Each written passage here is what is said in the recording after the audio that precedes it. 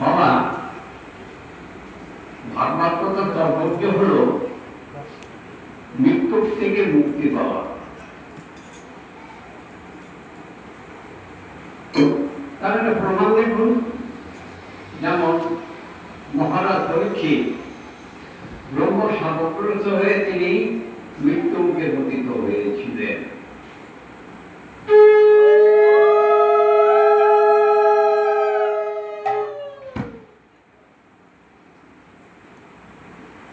মহারাজ পরীক্ষিত কিন্তু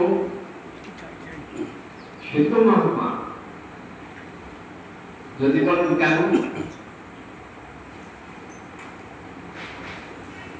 এক, তিনি পরম বৈষ্ণব বংশে জন্মগ্রহণ করেছেন। দ্বিতীয়, তিনি মাতৃর গর্ভে বসে ভগবান দর্শন করে